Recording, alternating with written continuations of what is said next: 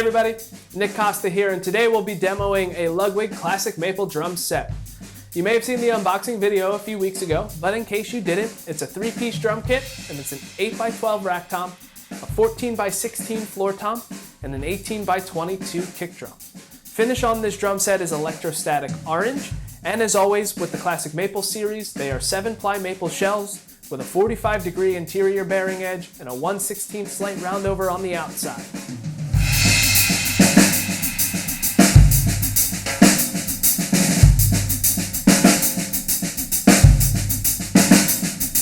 This drum set comes equipped with the heads that came from the Ludwig factory.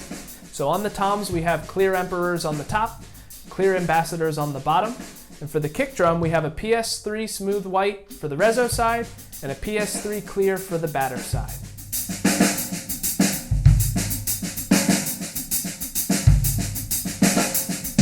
The audio from the drum portion of this video is being recorded with a Blue Yeti Pro stereo XLR microphone. That way the sound that you're hearing is the room sound that we are picking up from the drums. You'll also notice that these drums are completely wide open tuning, there's no muffling or dampening in them, so you're hearing exactly the sound that they are making. Check it out.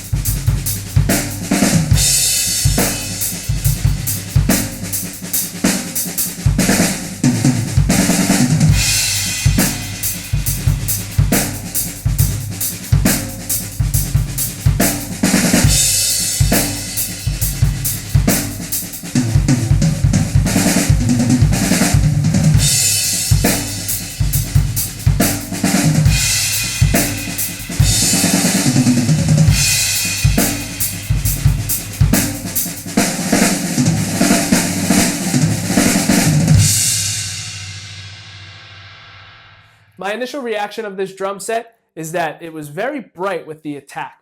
And when I was looking at the toms when I was putting the drums together, I did notice the interior of the shells were a little glossy and smooth.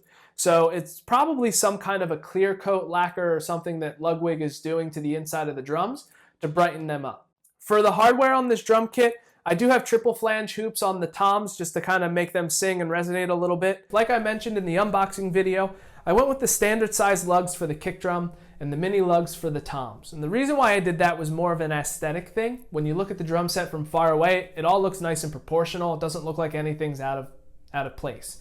The one thing I'm thinking about now is that since those lugs are slightly smaller, it does reduce the weight a little bit. Now you might be saying it's probably a minimal thing, but if you look at something like a rack tom that has 8 lugs on the top and bottom, you have 16 lugs total, and if it's a little bit lighter, overall it's going to reduce the weight of the drum.